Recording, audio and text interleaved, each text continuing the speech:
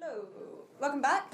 Thank you very much for sticking around. A special thank you to everyone that went to the pub and came back, because I think that's especially impressive.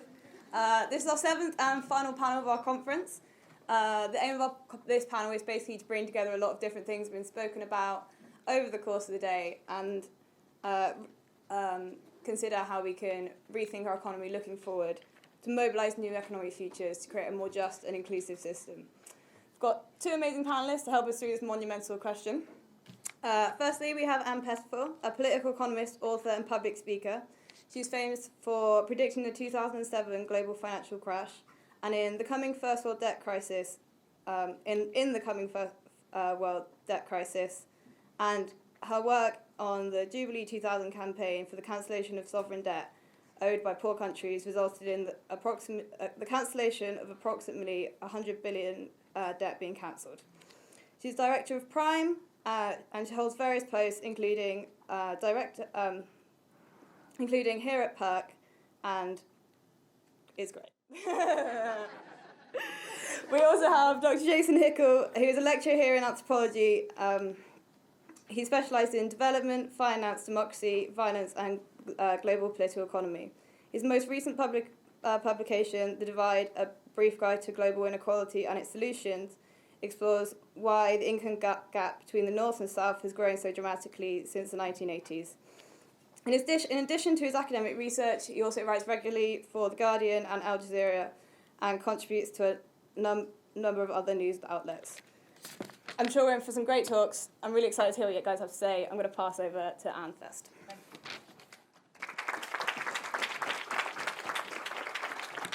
Thank you very much. I'm impressed. I am so impressed. First of all, I'm impressed at the signposting as you come into Goldsmith. I thought any organisation that signposts that well is capable of transforming the world. That I know. And secondly, I'm impressed that you're here. Will Davis will tell you that I was very sceptical. I said I thought there are going to be 3 people at this session because, you know, it's a very hot summer's day, it's the end of term, and England would be slugging it out with random penalties and making the nation have a national heart attack. And it turns out not to be the case. And it turns out all of you are here. So this is so impressive. So can I congratulate you, first of all, on organising this? It sounds to have been really intellectually very...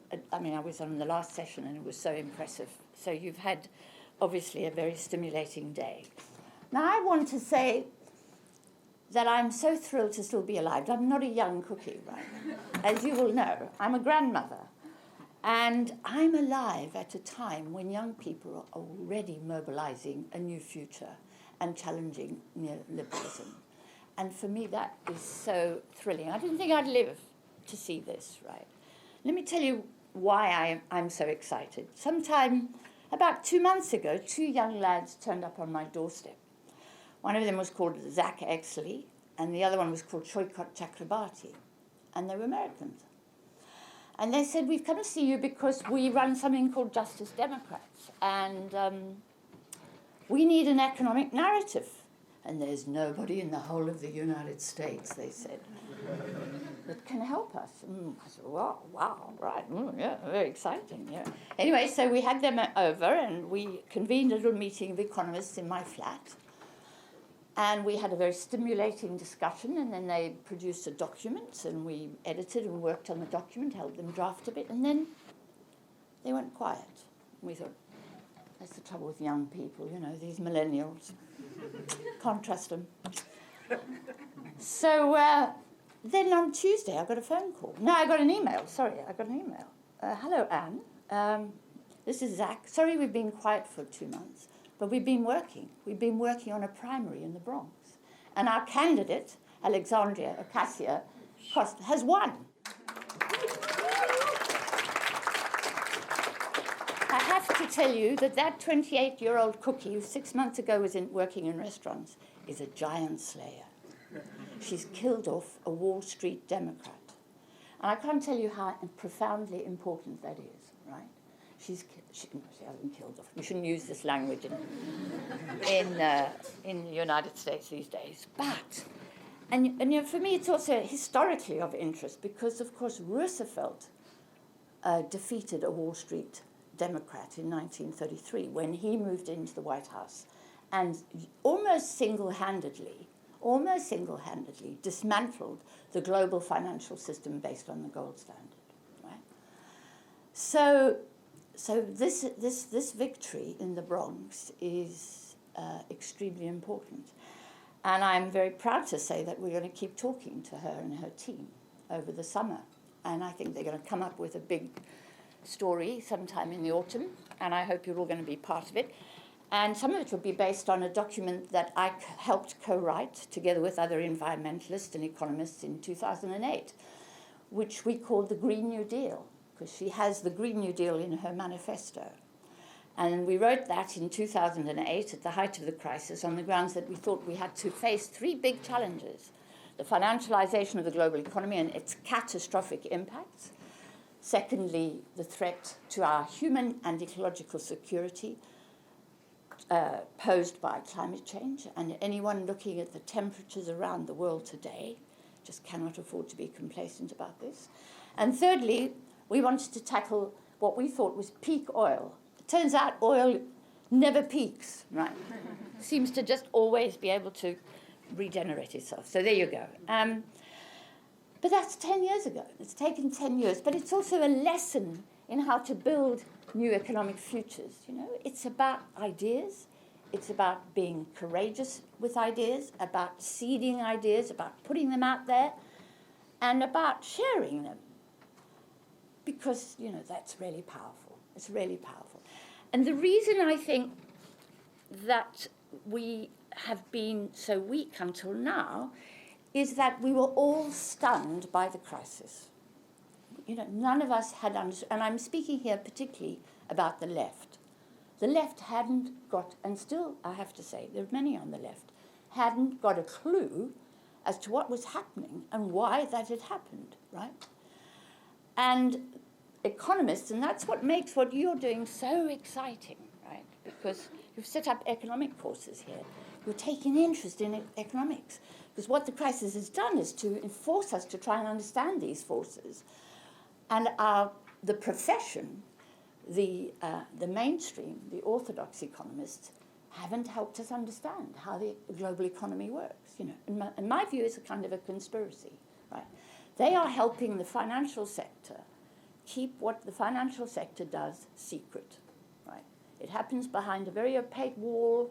It happens out there in the global stratosphere, and nobody knows what's happening, and it all goes on happily, and we're here talking about mundane things like industrial policy and what to do about employment and what to do about wages and so on, right? And those are very engrossing and very important subjects. But what's happening out there is what's is affecting down here. And so when the Queen approached the London School of Economics, and I'm so glad that the LSE was her target, because, of course, the LSE is the home of all neoliberalism. And they seeded the idea back in the 20s and the 30s. And the fight between Keynes and Hayek was a vicious, vicious intellectual fight. And Hayek eventually won through, right? So the fact that she went to the London School of Economics and said, why didn't you see this coming? And the guy stood there gobsmacked. They didn't have an answer for the Queen. And 3 weeks later, they drafted something which was embarrassingly bad and missing the point, you know. But the fact is, when we're ignorant of a system, when we don't understand a system, there's no possibility of changing or transforming that system. If we don't even know it exists, right? If we don't even know it's out there, how the hell can we do anything about it? And how do we do something about it? So, you know, my mission has been, and it came about because of the debt story. So here I am, I was engaged in this huge thing, helping poor countries get their debts written off. And it was a big, big fight, right? And when we began the fight, everybody said, this is going to be really hopeless. And this is, I want you to be encouraged by this. Because when we began, people said to us, what do you mean you're going to cancel sovereign debt, right? This was in the late 80s, early 90s. And at the time there was that comedian, what is his name, Harry Enfield. Was it Harry Enfield was going around talking? He had this lovely character who went, loads of money, I've got loads of money, you know, and everybody had loads of money and we were out shopping, right? And nobody was thinking about poor third world countries and sovereign debt, you know, that. And when they were thinking nothing to do with me, right? And apparently people were suffering from what at the time was called aid fatigue. And we moved in and we said, oh, well, we think we can explain to the people what's going on here. We can explain how the international financial architecture operates and why it is that it spews out all this credit and aims it at the poorest countries where you can A, get the highest rates of interest and the highest rates of return on your lending, and B, you get backed by governments and taxpayers like the IMF and the World Bank and then actual sovereign creditor governments. They back your lending to Nigerian dictators. So when the Nigerian dictator, you know, falls asleep on a prostitute somewhere and dies and, you know, loses his role as the president of Nigeria overnight, which is what happened, what you can then do is just turn to the British government and say, look, he defaulted on his debts. Will you please bail me out? So this was government-subsidised lending, and it was, you know, the easiest and the best kind of lending. So anyway, we explained this to the people. And we were told, you can't explain this stuff, it's too complicated. You know, there's the question of multilateral debt, bilateral debt, and commercial debt, and they're all different, and they all have different rates of return, lending, and there are different creditors, and they're arranged in different blocks, you know, cabals, cartels. There's a cartel of creditors at the Paris Club of government creditors, and then there's the IMF and the World Bank. The IMF is the agent for all international creditors. That's their job. They stand at the gates of international finance and open or close the gates depending on their whim, and so on, and depending on enforcing economic strategies and so on. So we explained all this, and people said, well, this is much too complicated. You can't expect the British public at this moment so engaged in loads of money and consumption to understand this stuff. And they did. They got it. Once they got it, they were mad as hell. And one of the things I'm most proud of is the conversation with the Treasury official who said to me, what the hell is going on here? We've had to hire more people to deal with the correspondence around sovereign debt. You know, we never thought it was an issue in the world. People talked about third world aid and being kind to poor people a lot, but they never talked about cancelling debts. So he said, suddenly we've got all this correspondence. And he said, I get letters on pink paper with bunches of roses in the corner, questioning why we've chosen a particular cut-off date for the cancellation of Uganda's sovereign debt, when we could have chosen a more appropriate cut-off. How the hell did these people, on their kitchen tables, find out about the cut-off date for Uganda's sovereign debt, right? I said, well, we told them. It's not complicated. It's not rocket science.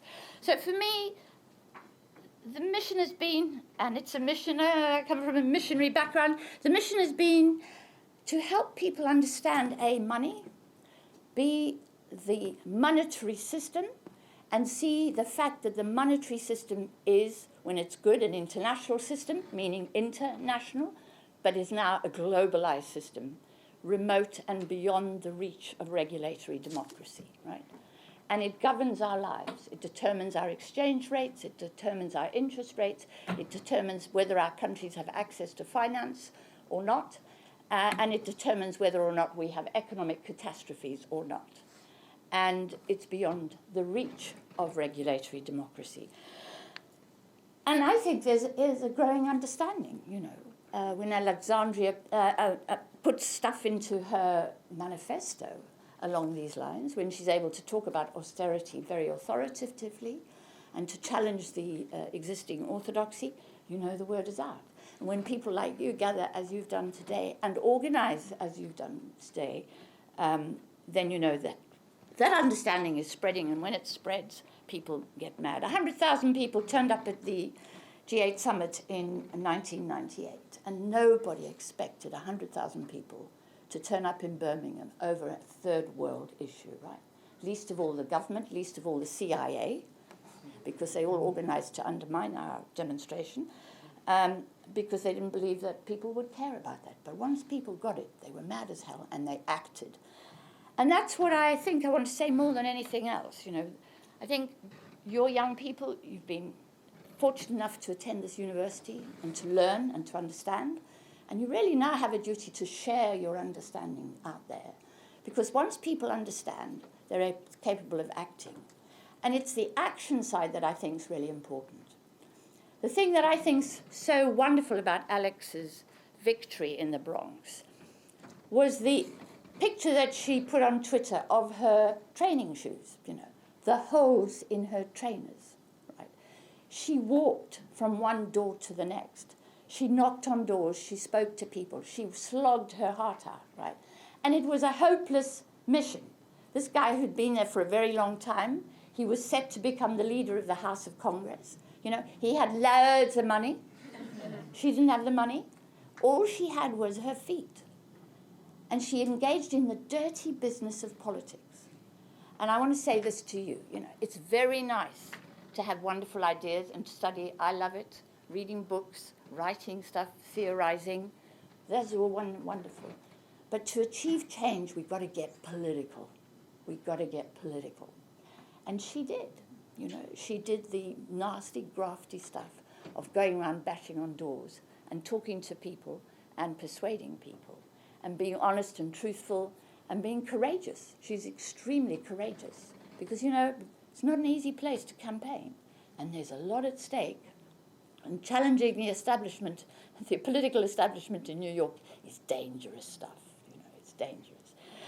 So I want to encourage you to be political about this as well and to understand that it's really important that we take our understanding of money and of the monetary system and we spread it more widely. Now, what I want to really say today, and I was very interested in this last panel because I think it's absolutely the case, that we face a very grave threat. We face the threat of fascism. And I know that I don't like just being spooky and scaring people, but I've got grandchildren, right, and I care. And I can see what's happening across Europe was what happened in the 1920s and 30s. And I can see what's happening in Britain is very similar to what happened in the 1920s. And I can see that the left doesn't get it, right? We don't get it, right? And the problem is not the European bureaucracy. The problem isn't lousy politicians. The problem is a globalized financial system that is detached from society, that feeds upon itself, and that it enriches itself, that has captured a monetary system which is, like our sanitation system, a public good. It's captured this system. We didn't even know they were doing it. We didn't even know we had a monetary system, right? We know we've got a sanitation system because it's a very tangible thing. And we all took the trouble to understand how it works, Clean water, getting rid of shit, all of that stuff we know about, right? The monetary system, we didn't even know it was there, right? They've taken the system, captured it, and they're using it in the interests of 0.01%, right? And for me, the real big challenge that we all face now is not in Britain. It's not the City of London. It's not just Wall Street. It's beyond that, right? And to tackle it, we need international alliances. First of all, we need to understand that the system is wired at a global level and that, we can't deal with it at a national level. Much as I think the national level is terribly important because that's where our democracy is rooted. It's wired at an international global level, and to tackle it, we need, as was said earlier, the kind of alliances that enabled the European Union to scare the hell out of Apple and make them pay taxes, right? And that could have only done on a cross-border international alliance of some progressive thinking. And I have to admit, getting progressive thinking coming out of the European Commission is remarkable. But it happened, right? We ought to feed on it. We ought to build it. We ought to strengthen it, not walk away from it. But we have to work with our friends in the United States as well. We have to understand that the challenge is an international challenge, right? And I'm a Keynesian. And I understand, and all the lefties in this audience will know that Keynes was there to defend capitalism, to prevent it from destroying itself. And that is absolutely the case. But Keynes understood the monetary system as an international thing. There's wonderful stories of what he did after the First World War. He went to Paris, for the peace negotiations in Paris, and the people were out on the streets rioting, and it was all a bit hairy, really. And he tried to, he had a piece of paper, and on that paper he sort of worked out a system for resolving the debts of the international debts that had been accumulated during the war, how to get them written off and resolved and restructured, and how to rebuild Germany, and how to deal with the gold standard, and which he believed was really behind so much of the upheavals of the early 20th century. And he went on, and of course he was defeated in that. He was defeated. They said, no, we like the gold standard. We're keeping the international financial system. Sorry, am I talking too long? Right. And then he tried again. He tried again in 1944 in the construction of Bretton Woods. And the thing about Bretton Woods, for all its weaknesses, and it had a lot of weaknesses, the Americans deliberately undermined his plan, is that it subordinated finance to the interests of society. It made the wonderful thing about the Bretton Woods conference is that Roosevelt forbade any banker from attending it. There were no bankers at that conference, right? That's why it came out the way it did. So they worked out an international system for subordinating finance to the interests of society, and that's what we have to do, and that requires us to be internationalist and to look both to our friends in New York, in the Bronx, as well as in Europe, and as well as in Africa and Asia, for a transformation of this economy. Thank you very much.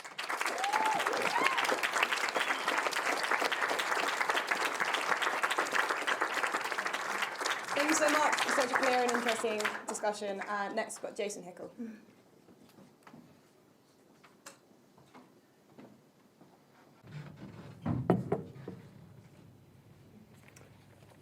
Okay, hey everyone. First, thank you so much for inviting me to be here. It's really an honor. And like Anne said, I'm really impressed by everything that you all have done to bring this together, but also to sort of advance this movement. So thank you. It's very inspiring to see. I want to talk for just a few minutes here about what I'm calling economics in an age of climate breakdown, the degrowth imperative, which is, it takes a few ideas from the very last chapters of my book called The Divide, which is about global inequality. Because I don't have very much time, I won't talk about the inequality part, because I think the climate stuff is actually more important to discuss right now. But the book is available outside, and hopefully it's for cheap. It should be less than £10. And if you can't afford it, then please come talk to me, and we'll sort something out. But let's start with the weather. It's of course amazing, and I particularly suffered during January, February, and March during the bleakness, and so I'm thrilled to have it. But also, I'm sure you feel the same thing, that it's a bit ominous. It's strange for England, of course, but also it's right now much of the world is experiencing one of the worst heat waves on record. Scotland, California, Jordan, Russia all have record-breaking heat right now, and it's particularly dramatic in the Arctic, where northern Siberia is getting completely blowtorched by wildfires right now in temperatures that exceed 32 degrees Celsius, if you can imagine that, in the Arctic, above the Arctic Circle. So this is what it's like to live in an age of climate breakdown. It's really not a joke. And what's interesting is that the Paris Agreement, of course, committed us to staying under 1.5 degrees Celsius. And on our present trajectory, we'll hit that level of global warming in 3 years. That's when the carbon budget for 1.5 degrees will be blown. And that's strangely ironic, right? Because the Paris Agreement has emissions reductions targets for each country that don't kick in until 2020. Effectively, we'll have failed on the Paris Agreement's core goal at exactly the same time that the agreement finally kicks in. And this is after decades and decades and decades of climate negotiations, before I was even born. And what exactly does a safety threshold mean? This is what they talk about when they talk about 1.5 degrees, right? But much of the world is already in the throes of climate violence. Every year, the global south suffers 400,000 deaths due to climate change-related causes, right? That's 98% of the deaths that happen across the world happen in the parts of the world that have done the least to contribute to historical emissions. The South loses $600 billion per year in costs associated with climate change, which is a loss that outstrips the aid budget by a factor of 5 every year. So for every dollar of aid that the South receives from the North, they lose $5 in cost to climate breakdown. which is, of course, caused primarily precisely by those very donors. So it's another irony, isn't it? The South was plundered by the North for the requisite labor and raw materials and commodities that fueled the West's industrialization. And now they're being ravaged a second time over by the effects, by the violent effects of that industrialization. And this is only at 1 degree of global warming. That's where we're basically at right now, a little bit more. And right now, even with the Paris deal in place, we're headed for about 3.3 to 4 degrees of global warming. So take a look at this graph. The orange line at the top is business as usual. The blue line is what we have committed to under Paris. And this is global greenhouse gas emissions, okay, on the y-axis there.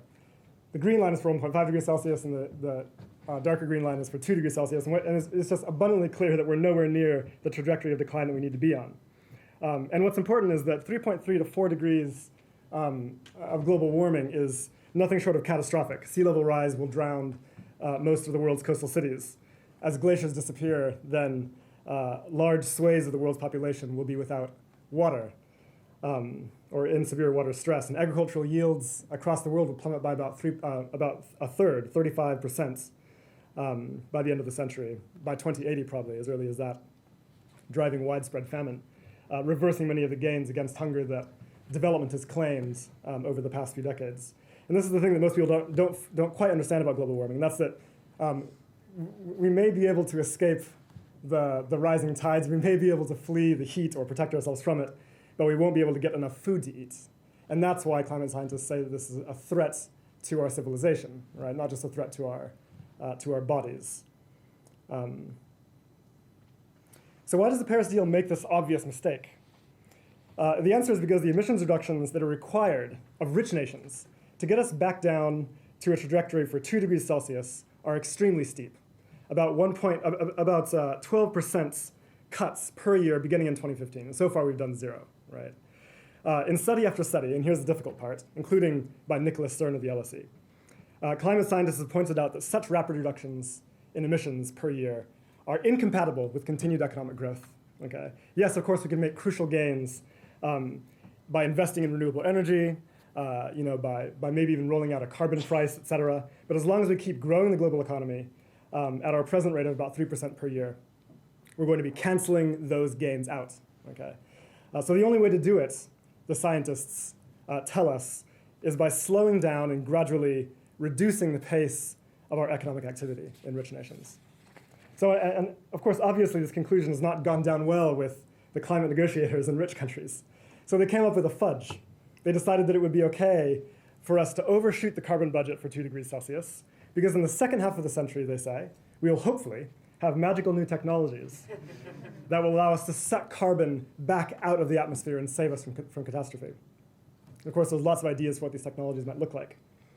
But the most prominent one, and one that sits, and I kid you not, at literally the heart of the Paris Agreement, the models that underlie it, is called BECCS. Anyone heard of BECCS before? Bioenergy with carbon capture and storage. The most important thing that you don't know. The way that BECCS proposals work is that what we'll do is we'll go around the world and set up enormous tree plantations. The trees, as they grow, will suck carbon out of the atmosphere, which is excellent. And then we're going to cut down those tree plantations year after year, turn them into wood pellets, ship them around the world to power stations, burn the wood pellets in power stations for energy, and then capture the emissions from those power plants, from the smokestacks, turn them into liquids and solids, and store them deep under the ground. So voila, you have net negative emissions, an energy source that sucks carbon out of the atmosphere and will save us in the future. It sounds wonderful. But what's interesting is that scientists are virtually unanimously against the inclusion of this technology in the Paris models. And the reason is because the technology does not yet exist. And so it's a huge gamble. Let's say it does exist by the end of 2050. Great. But if it doesn't, by then, we'll be locked into a high temperature trajectory from which there will be no escape, which is basically game over for us, right? So if it works, fantastic. If it doesn't work, we're doomed, which is a huge moral hazard.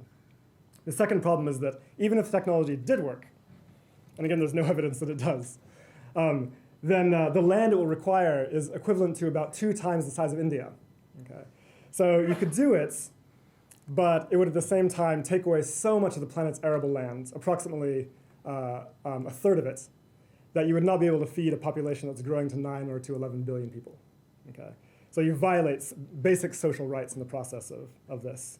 Also, the deforestation that it would require, and the chemical loading and monocultural plantations, and the biodiversity loss that it would drive, et cetera, all violate other planetary boundaries severely. And so the consensus that scientists have landed on in article after article after article published in Nature Climate Change is that we cannot rely on this technology as an escape clause in the Paris Agreement. Even the European Academy's Science Advisory Council a couple of months ago came out with this conclusion. And this is about as solid as consensus gets among climate scientists. So this is remarkable, isn't it? We're willing to gamble away our very existence as a civilization because we refuse to accept the notion that we can no longer pursue economic growth in already fabulously rich countries. And why is that? Because we're told that economic growth is good, that it's necessary for creating jobs and improving people's lives, that it's the only way to eradicate poverty around the world.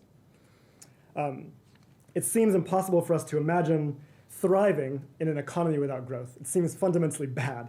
Our economies, as they're designed right now, have to grow. They literally are structurally designed such that they need and depend on growth. And this is something that is agreed upon by right and left alike. You think that the left is progressive on this, they're not, at least the old lefts. But that is hopefully changing now. The right and left may disagree violently on, or vigorously at least, on how to distribute the yields of growth. But on growth itself, they are unanimous. There's no daylight between them. In fact, growth is enshrined at the very center of the Sustainable Development Goals, rather strangely. In Goal 8, sustain global per capita GDP growth and at least 7% GDP growth per year in the least developed countries. If you add this up, it's equivalent to about 3.05% each year, which is a goal for us, through, and this is globally, through 2030, with no limit mentioned. Okay? And of course, this might not seem like very much, 3%, because we're used to thinking in linear terms about growth. But growth is exponential. It's an exponential function. 3% growth means doubling a thing every 20 years. Right? So if you start with the economy in the year 2000, when it was already booming, when we were already rich as a nation, you double it by the year 2020. You quadruple it by 2040. And so on and so forth until by the end of the century, it's 32 times larger than it was at the beginning of the century.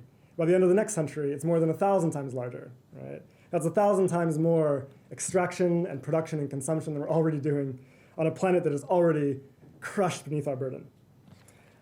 So GDP growth, I'll get back to that in a second, rises on an exponential curve. Okay?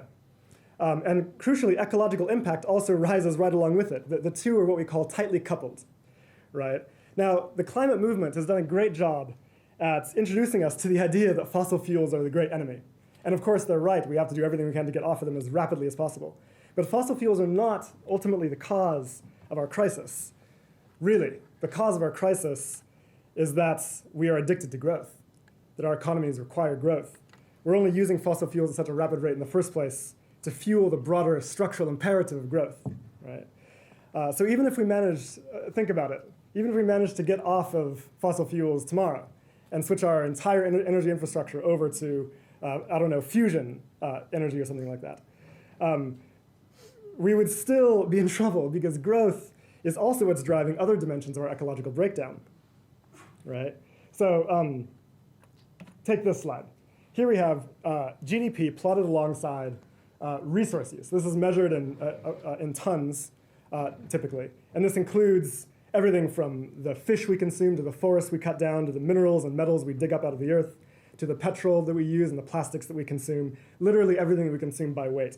And it rises right along with GDP. And what you're seeing is that in the 21st century, during the height of our technology, resource use is rising faster than GDP.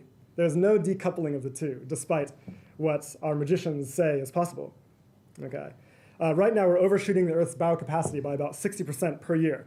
With business as usual, by 2050, we will be overshooting our biocapacity by 360% per year. Okay. What does this mean to live in an age of ecological overshoot? It means that we're consuming more than the Earth can regenerate, and it means that we're wasting and polluting more than it can reabsorb safely. Okay? And this is what contributes to what we call progressive ecological degradation. And we can see the consequences all around us. I don't need to tell you about them. Deforestation. half of our mature tropical forests have disappeared since the year 2050. Since 1950. By the year 2050, they will be gone at present rates of deforestation. Fish stocks collapsing. This you see in the news all the time. Key fish species are down to less than 1% of their former volumes. Insect population collapse. We see this in the news as well. 75% reduction in insect populations in the past 25 years. The extinction rate right now for animals across the board is 1,000 times faster than it was before the Industrial Revolution. Scientists say that we're in the middle of the 6th mass extinction of our planet's history. Have you all come across the research on planetary boundaries? Yes. To me, this is probably the most important research that's been published in the past decade in ecology. It was first published in 2009 and then reaffirmed in 2015. And the argument here is that we can plot how much we're violating the Earth's biophysical boundaries and a number of key indicators. If you see yellow, that means we're in the danger zone. Red means we're hitting tipping points. Phosphorus and nitrogen biochemical flows come from industrial farming that's driving biodiversity loss, which you can also see up at the top with genetic diversity. Climate change is in the danger zone. So too is land system change from agricultural development and also from deforestation. Okay. Crucially, rich nations are almost entirely responsible for this overshoot. Here we have the weight of material consumed by nations around the world. High-income nations consume about 28 material tons of stuff per year. Low-income nations about 2 material tons of stuff per year. Okay. If we were all consuming at the rate that everybody else in the world consumes outside high-income nations, then we would be at about 7 tons per year. You see how vastly we're outstripping that boundary. If we all consumed like people in rich nations, the average person in the average rich nation, we would need 3.8 Earths to sustain us at that level of consumption. And remember, this is the plan, that everybody should be consuming at that level. That is literally our blueprint for development. Okay. So, what's that? You can have a minute. I thought I had 20 minutes. Is that correct? 20? Okay, sorry. I've got time. Okay, good. That's good because I'm looking at you. So, after the revelation of the planetary boundaries literature, then the next was came from Kate Rayworth about the idea of the donut. Right. The idea is that if we're going to manage to improve everyone's lives up to sort of basic social thresholds without violating planetary boundaries, then we have to figure out how to do that within the shape of a donut. So with the external boundary being planetary boundaries and the internal boundary being basic social foundations for gender equality, education, income, food, and water, et cetera, okay? So this is called the safe and just space for humanity. And what we can do now with data that we have is we can plot what each nation looks like. So here we have the UK. And we see that UK achieves most of its key social thresholds. It's a developed nation. But it's also violating virtually every planetary boundary that we have data on. Okay? Here's Vietnam. Falls short on many key social boundaries, but also does not yet reach its biophysical thresholds for most key indicators. Okay. Now what's interesting is that we used to think that when it came to development, poor countries were the hard part. This was the real challenge, right? It turns out that that's actually not true. Poor countries are the easy part. We already know that it is possible to achieve a good life for all within planetary boundaries right now without any additional, without violating planetary boundaries. And that's because we have key nations like Costa Rica that already succeed at doing that. Okay, we have existing models that show that that's possible. The real hard part here is rich nations, right? How do we manage to bring rich nations back down within planetary boundaries? This is the challenge of the 21st century. This is the challenge of development, believe it or not. Okay, so rich nations need to cut their emissions, like I said, by 12% per year.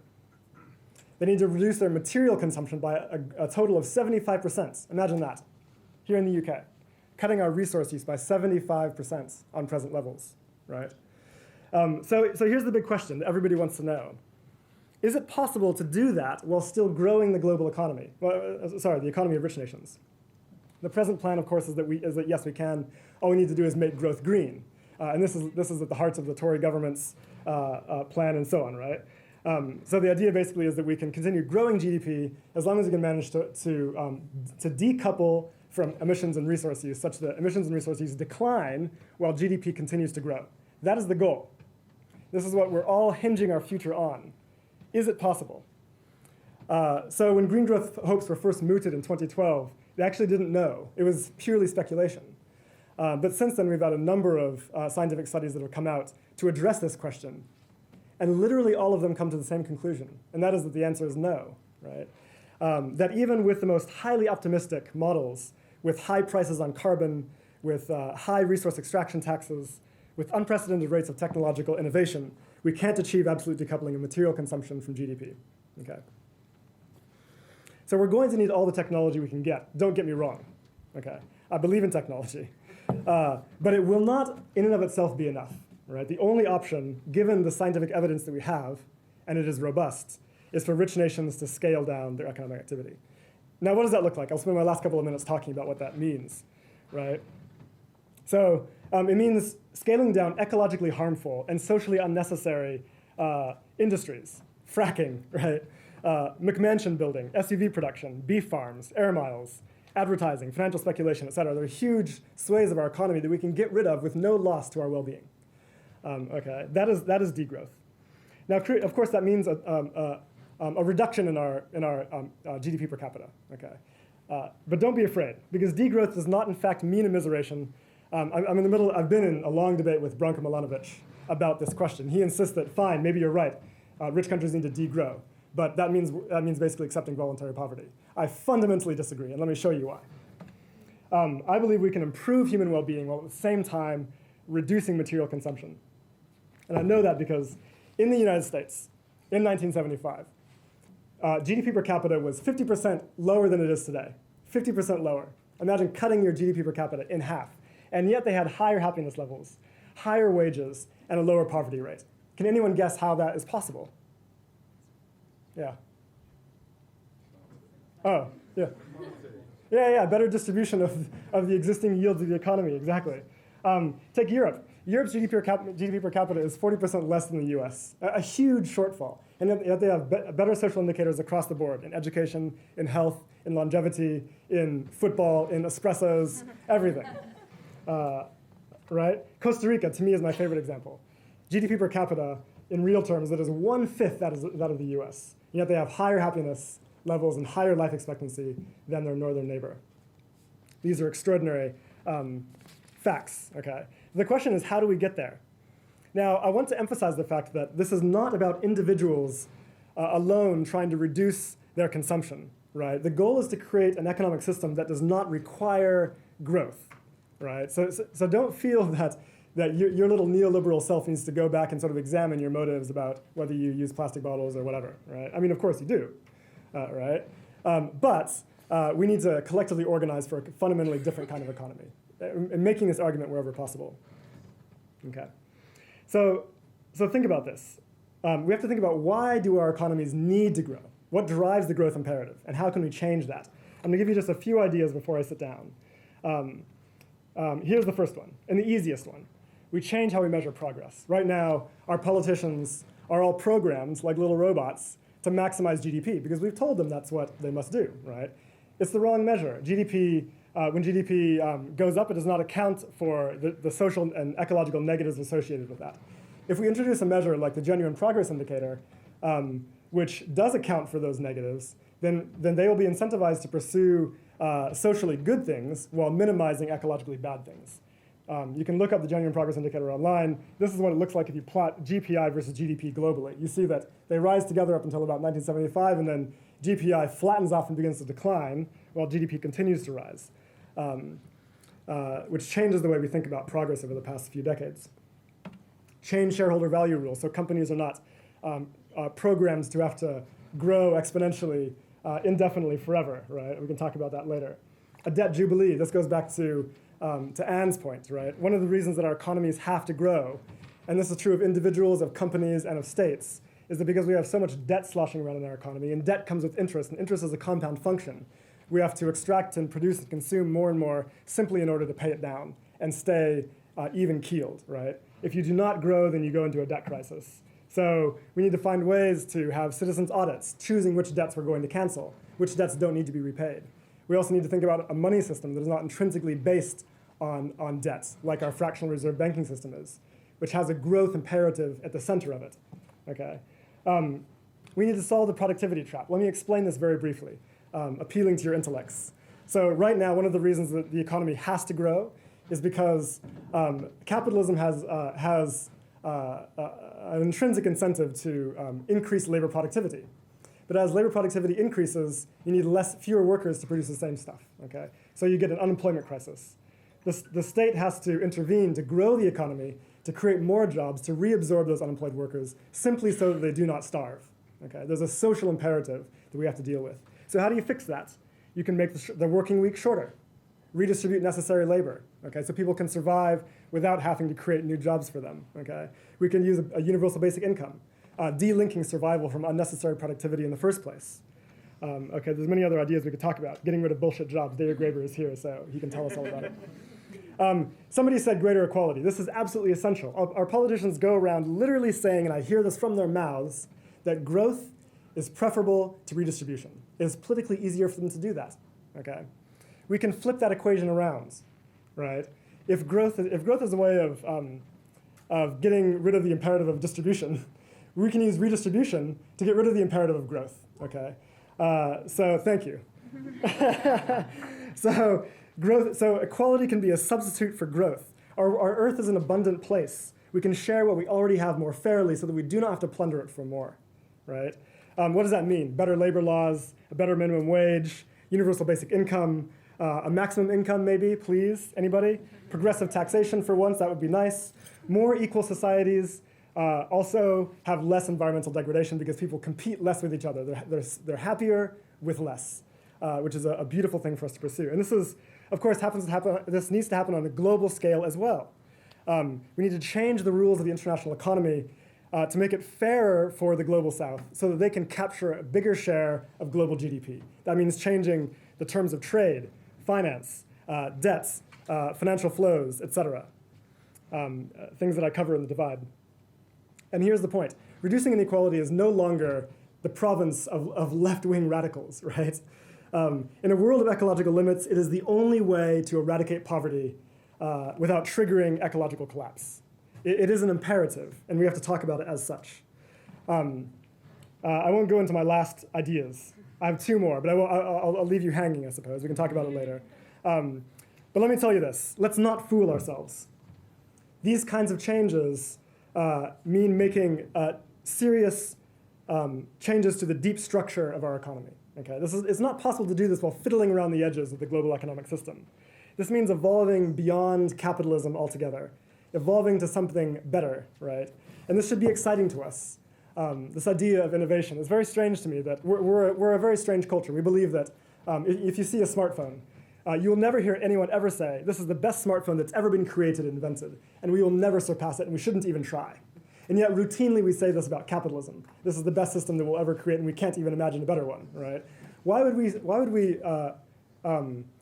refuse the invitation to innovation when it comes to what matters most in our world right now? Why would we ever shy away from that? So that's what I'll leave you with.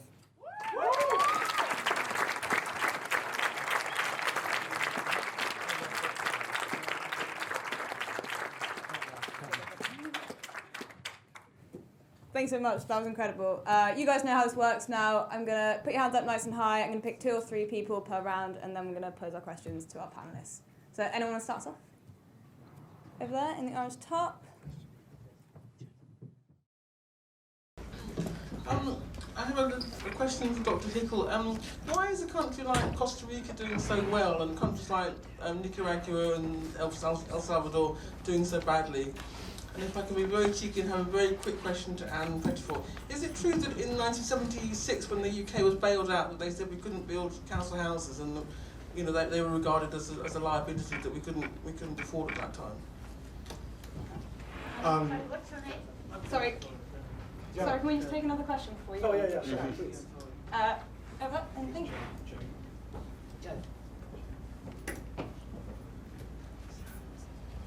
Thank you both very much for absolutely fascinating and inspiring talks. This is a question to Jason. So I just wanted to interrogate this idea of planetary boundaries a bit more.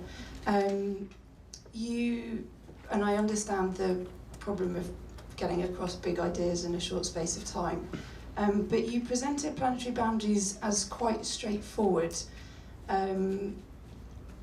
But I wonder if they can be something of a black box, especially if they've been scientifically determined. And because essentially they are the product of assumptions on which, on the basis of which they're calculated, and when actually they might be deeply contested and value-based because they essentially depend on what we think matters. So I suppose the first question is, how are they determined?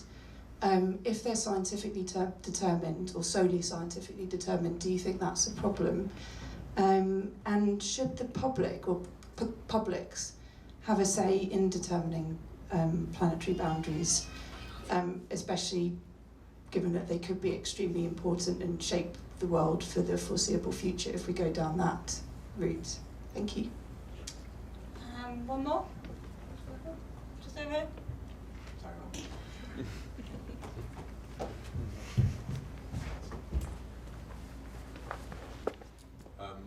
Hi, I just have a question about natural capital accounting, which seems to be reasonably trendy among various departments in the UK government.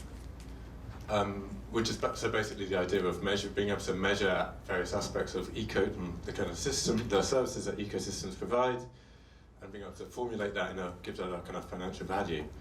Do you see any scope for? What's your view on natural capital? Are you skeptical about being able to include this in some kind of replacement for GDP, or is it a bit of a? Would you see it as being a kind of red herring?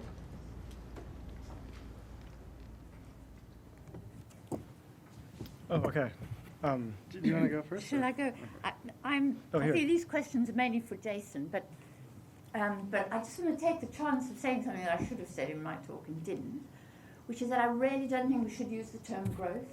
It's a neoliberal term invented very deliberately to raise economic activity to exponential levels. So it was invented in 1961. Before 1961, we talked about levels of economic activity. Is unemployment too high? Is it too low? Is investment too high? Is it too low? Is output too high? Is it too low? And what was happening was the finance sector was making capital gains at exponential rates. And the real economy was making profits at not exponential rates, the opposite of, right? And the OECD sat down with Sam Britton from the Financial Times and thought, how do we change this? Well, let's give them an exponential target. And the target was to make Britain grow by 50% within a decade, and that at a time when Britain was in full employment. The result was inflation. And then, of course, the trade unions and Labour got blamed for that.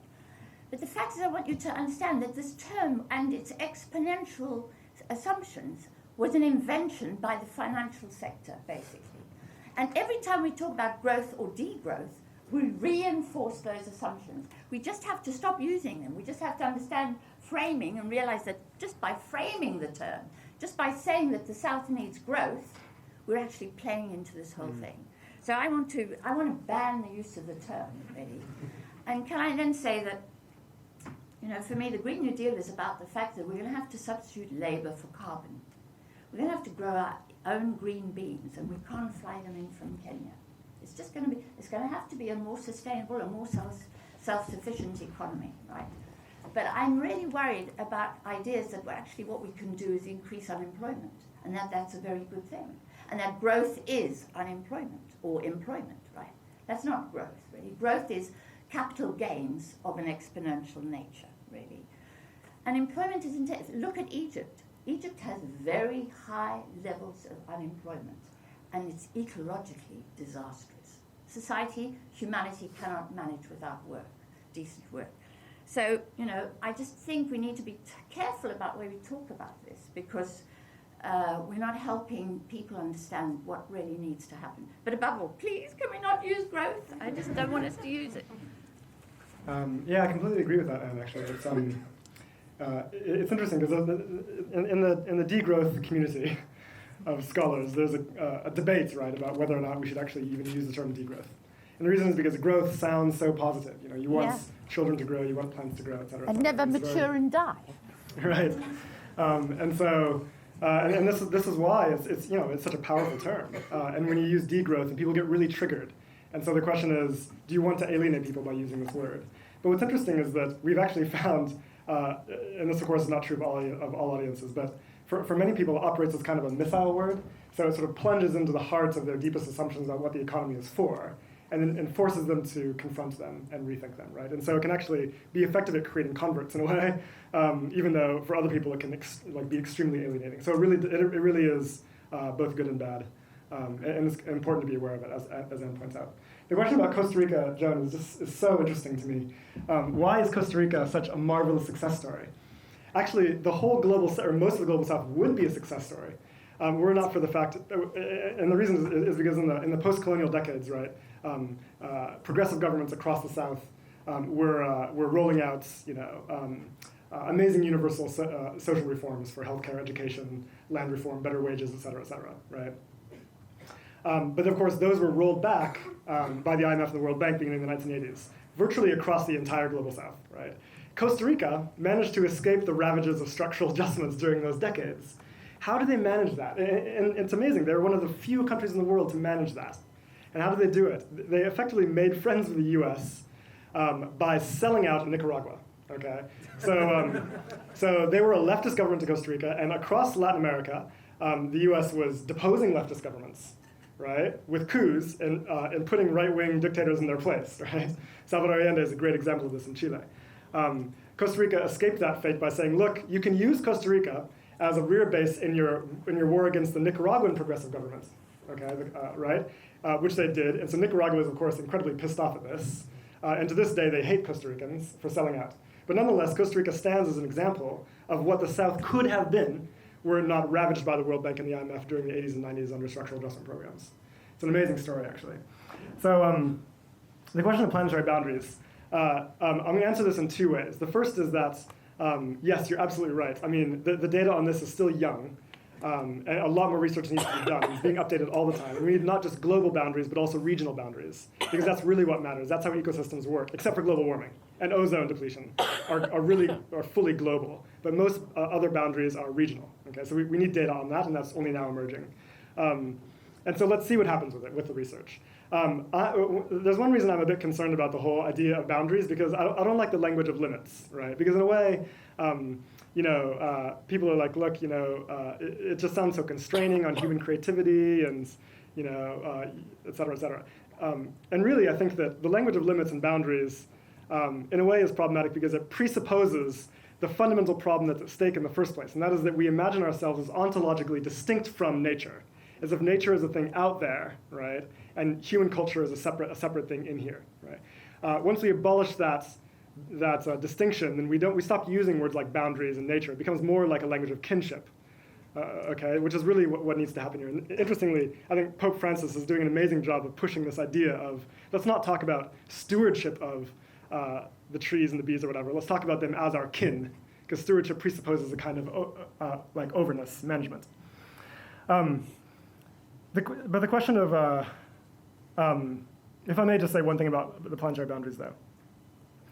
Whether or not that research is right is in a way beside the question, because we know that we are in crisis now. And so the real question here, regardless of whether the boundaries are at whatever level, is it possible for us to reduce ecological impacts while growing the economy? That is the key question, and the data on that is robust and clear. And so, we can get wrapped up in a debate about whether the research on planetary boundaries is accurate, but in a way it doesn't matter, because that's the wrong question to be asking. We are in crisis already. So the question is, can we keep growing while reducing that crisis? The question of natural capital accounting, I think you can guess my answer. I mean, I think it's sort of useful in the present context, because we do need to have visibility over what's happening to our soils and our water, right? That's crucial. And think about what does that mean for what progress is in this country. But at the same time, the idea of commoditizing and putting prices on things that are fundamentally priceless is deeply problematic. And so if our objective here is to push against the logic of commoditization, which it must be, then ultimately that's not going to serve our ends. But we can think about it as a kind of stopgap measure, maybe. So I'll leave it at that. Can we have another round of questions? Hand up nice and high. One in the middle there, and then one at the end there.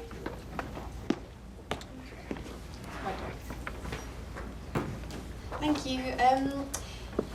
Quick question. In this future that you're describing, what really happens to corporations? How do you see them in the future, and businesses, whether they're SMEs or big global horrible companies.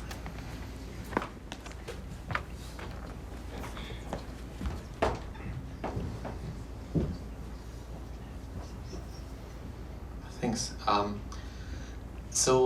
I really liked your, Jason, your, Dr. Hickel, your depiction of innovation can be used to innovate out of the current social system, which is I think this must really resonate with a lot of people talking about innovation being so important. But where I'm and I like this because you began your talk by saying, well, we live in a sort of bad world, but now there's climate change and we really can't go on doing that. If there wasn't this climate change, if it wasn't so acute, could be the answer to this, then actually we could just continue going on like that. And so it's sort of a very general thought of me here is, is it actually a little bit dangerous to use climate change as the reason why we really have to change now? Because actually the latest slate of the models that are being published in Nature Climate Change just find that we actually have a bigger budget than the one you cited, I think, with the 3 years. And I know some modelers who are really worried about this because they don't know what they're supposed to write in the next report. Yeah, because they'll probably have to write, actually, we have a little bit more space. And that's really bad when you commit yourself to saying, the next 3 years, if we don't do anything, it's going to go bad. And then you come back 3 years later and you say, well, actually, it wasn't that bad. And then, so I'm wondering, is that a good strategy to start your pledge for a different world on that? Thanks. If you want to answer these questions, then we've got a time for one more round of questions. Just quickly on what to do about big corporations. For me, all of this problem is about the financialization of our economy. That interest rates, everything has to grow at the same rate as capital gains grow at, which is just unsustainable. But really, what makes big corporations as big as they are is the fact that they can move capital across borders, right? So Amazon can operate out there because it can just move money and dump it in Ireland and not pay taxes, and move it out of Britain and move it across to China and then back again, and without any hindrance. Now, if we manage those flows of capital, they would not be able to move their profits into weird places and avoid taxation. They wouldn't be able to behave as recklessly as they do. They'd have to take. So for me, management of capital flows is fundamental to managing big corporations. On the corporations bit. So it's important to think about the difference between like a listed corporation and like your local pub, for example, right? I mean, assuming your local pub is not like Wetherspoon or something like that. But if it's a normal local pub, then what's the objective of the pub? I mean, the idea is basically to make enough profit every year to pay your workers a decent wage and to pay the rents, buy the supplies, and take home enough to feed your kids and dress them in nice clothes, right? That's kind of the idea. The idea is not to take over every pub in London and expand to the rest of the world, et cetera, right? So where does that? I mean, why is that a thing? One of the reasons that's a thing is because of shareholder value rules, which I mentioned here, right? And in some nations they're very strong, and basically there's a legal obligation for corporations to return exponential returns effectively on their capital to shareholders. And so even if they wanted to do something else with their money, or even not make profits, just stay at a steady state, they would not have that option, because either shareholders would sue them, or investors would pull out, and they would be left in a massive financial crisis and have to close, or be taken over by a bigger corporation. But there are ways to change this. In French law, there are only 2 lines in French law that need to be changed to completely liberate companies, listed companies, from this imperative. Okay, this in and of itself would not be enough. It would not be enough, of course, but this is the kind of thing we're talking about. It's interesting because right now companies are under what I call a kind of tyranny of growth. The idea is that even if they wanted to do other things besides just turn profits, they couldn't. Right? It's an imperative for them. So, but a lot of CEOs that I speak to, they wish they could do other things. I mean, they're also human beings, and they probably have vision for what the world could be like, et cetera, but they can't actually pursue it because they're lashed to a single imperative, a single narrow imperative. So, I think even in the corporate world, there's ways for us to reach out to them and say, look, there's a better way that we can be doing business. The question of using climate change. I mean, I agree. But the thing is, we have to be making all the arguments that we can. So if you want to make arguments about the fact that this is imperative for human rights, this is imperative for workers' justice, or whatever it might be. I mean, of course, or for eradicating poverty in the South. I mean, of course, we have to make those arguments, but it is also an imperative because of climate change. And even if climate change was not a problem, even if the carbon budget for 1.5 degrees was 4 times the size that it is, we would still be in trouble because that's not the only dimension of ecological collapse we're facing down, right? So we would still be having soil depletion that means that our farming yields are going to collapse in the next 60 years. We would still be having biodiversity loss, which means we just literally don't know when the web of life might begin to fall apart in many regions of the world, right? So I suppose that's the way I would see it. But I mean, of course, I agree with you that we shouldn't put all of our eggs in one basket. Any more burning questions? Keep both open. There we go. Jason, that was a great contribution. Very quick question. Have you heard of Christian Felber's Economy for the Common Good, the movement of the Economy for the Common Good? Because it really advocates pretty much everything you said in terms of measuring economic success differently, equality, questioning productivity, debt jubilee, etc. I was just wondering if you heard of Christian Felber or worked with him before. We're taking more questions about it. Just this one, and then. Thanks for the talk. To Jason, I was just wondering, because the trend I personally have observed is these big banks and asset managers, so they cleverly had observed the trend of public awareness increasing in what we've been discussing in the area of climate change. So they've been increasing their investments in renewable energy sector in form of, I think I've seen Barclays green bonds, HSBC, SDG, Sustainable Development Goals bond, and even BNP is doing something like that, etc. So you get the notion of these big capitalists, group of them, actually feeding in from the actual climate trend. So it almost goes against your notion of capitalism not necessarily having any positive impact on the climate damage trend. So I was just wondering about your view on that, how we can go with restructuring capitalism as a system, as well as resolving these issues around climate change. And to end, I was just wondering, when you mentioned international alliance, the most recent thing that hit my mind was quantitative easing. Across developed countries, they had policy coordination. And well, I do give credit to the policy coordination to some extent, in the sense that it did resolve the crisis and aftermath a bit better than the previous one. However, there's been so many negative aspects that have been brought up, such as it increases the asset price and therefore increase the wealth for the wealthier, such as like that. So I was just wondering your view on that and what you mean in more specific terms by international coordination or alliance. Thank you. Okay. So first of all, the question of corporations making investments in renewable energy infrastructure, is that basically what you're talking about? Yeah. So I mean, of course, I welcome it, right? And so your question is, how do we reconcile the fact that corporations are making these investments with my arguments that we need to be rethinking capitalism altogether, right? Well, so here's the thing, right? Is that we have models on this because this is what scientists like to do in climate science. And so even taking account of massive investments in renewable energy infrastructure, what they do is they create effectively scenarios, like business as usual scenarios, sort of medium efficiency scenarios and high efficiency scenarios, assuming massive investments and technological innovation. And what they find is that the most likely trend for the 21st century is going to be decoupling of emissions from GDP at about 1.9%. Okay, now, which is great. That's faster than we've ever achieved in history.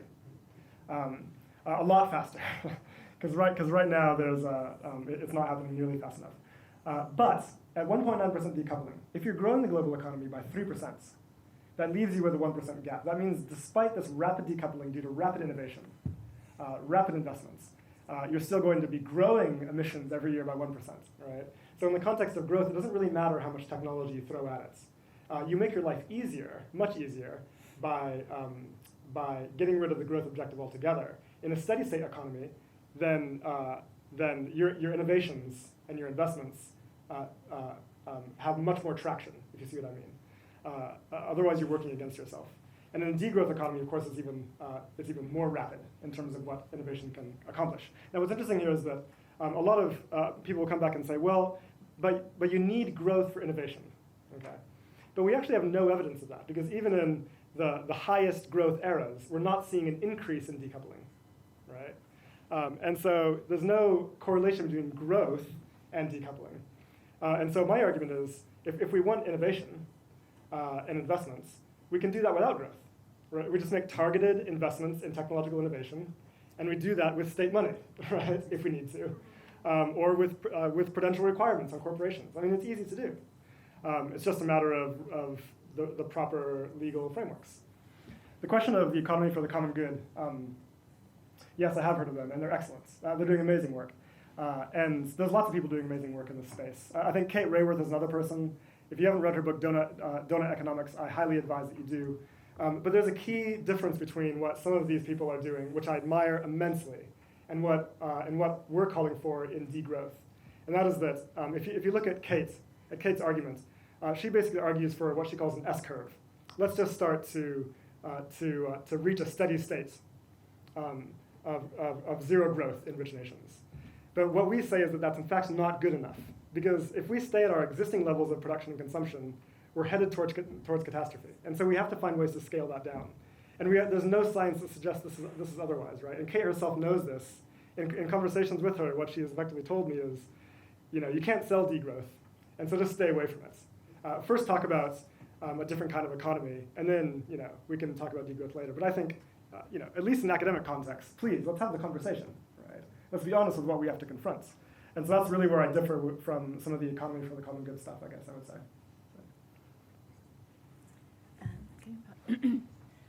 So, I repeat, I just don't want us to use this word, growth or degrowth, and I'm losing that argument, I can tell. So, I have real doubts about this technological innovation story, really, and I believe it's being set up to frighten us, really. We're going to have all this technology, we're going to get automatons, we're going to get robots are going to take over, and all of this stuff. But I can't understand where they think they're going to get this stuff from, because the availability of resources are finite, Jason, and they're finite. I know they're finite. Let me tell you why I know. I grew up in a small gold mining town in the way out back of the Orange Free State of South Africa. I can tell you, pretty uncivilized place. And they discovered gold there in 1947. And while I grew up, it was a booming, booming place. I grew up in the booming 1950s. Today, my town is a ghost town. They took out all the gold. There's no more gold. It's just gone. And what it taught me deeply is that this resource is finite. One of my big bugbears is that we have something like, I understand, 62 minerals in every smartphone, right? Very big part of that are the rare earths, and they're called rare earths for a reason, right? And they come from a lot of them come from the Democratic Republic of the Congo, which is a conflict country and where slave labor effectively is exploited to extract this stuff so that we can have fancy smartphones. This sort of thing is finite, and it's finite not just in ecological terms, but in social and political terms. The people there have been exploited mercilessly by the big corporations that need these minerals, really, and corruptly and so on. Glencore is at the heart of all this, and there's a big bribery thing around it at the moment. Those people aren't going to stand for that kind of merciless exploitation of their assets so that we can have smartphones, right? Or that we can innovate and invent all kinds of technologies to tackle a problem we created, which is climate change. So I have real problems. I think there's something deeply delusional about the notion of technological innovation to tackle climate change. We're going to have to de-technologize. We're going to have to have simpler lives. We're going to have to use less of these precious finite resources. Secondly, on the question of money and international coordination, the fact of the matter is that globalized finance is now outside, beyond the boundaries of nations.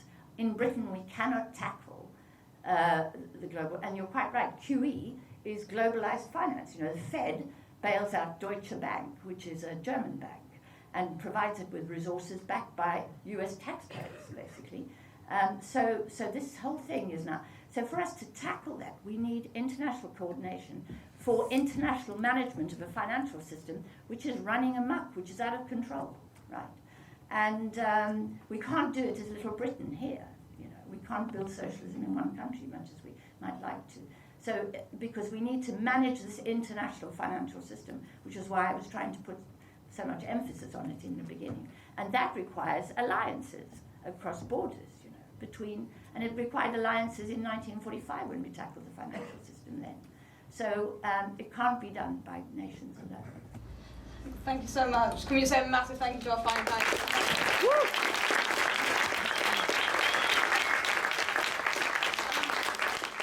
Massive thank you to all of our panelists throughout the day, all of our amazing chairs, anyone that asked a question or made a comment. This day has been full of critique, innovation and hope, so thank you for that. Obviously, this event couldn't have gone on without a huge amount of planning and organisation. It wasn't quite blood, sweat and tears, but it was big dreams, long meetings and sometimes a fair amount of patience. It'd been possible for me to say thank you to everyone that's done us a favour throughout this whole process. But I'm going to try and do some quick fire thank yous and pray that I haven't forgot anyone. First off, we've got Chris and we've got Fars, our esteemed presidents. Got Fars, Chancellor Exchequer, Jess, Connor and Yanina have been amazing and filmed every single panel. All of the stalls outside, Samir for setting up NSE, our surrogate NSE aunt Ruth Kane, Will Davies for being course convener and general lifesaver throughout, the rest of the PERC team, Rethinking Economic and the Goldsmiths Annual Fund. I hope I haven't got it up, I'm sorry if I have. Rob, co-president, my apologies. Try, I knew I was going to forget someone. I'm glad I didn't do it. On a more personal note, I wanted to say thank you to everyone who's involved in the PPE programme here at Goldsmiths, which this society was born out of. Me and a lot of other people are graduating in the next couple of weeks, and it's just been an incredible, incredible thing. Firstly to our lecturers and seminar leaders, many of whom have spoken, for just being so inspiring throughout these 3 years. And the 2018 cohort, thank you for being such critical, clever and hilarious course mates. I'm going to really miss learning with all of you, but I'm sure you've got a lot of growth and adventure ahead of you. On that note, if anyone's got any jobs for some mobilising economic futures, hit us up, we'd be grateful. Moving forward, if you're a student here and you're a continuing student on any course and you want to get involved, please don't hesitate to sign up. It's an amazing process. Then, okay, it's going to be President, and I know he's already got 2 amazing panels coming up in the next academic year, so come speak to him if you want to do that. Yeah, and before we go continue to change the world in the pub, we're going to go to the Rose if anyone else wants to come. Will, like, he's already got thank you, but like he's literally saved us. Guy Standing pulled out this morning and he was like, yeah, I'll just jump on the panel, that's fine. We have a tiny, tiny present from us. Daddy Will!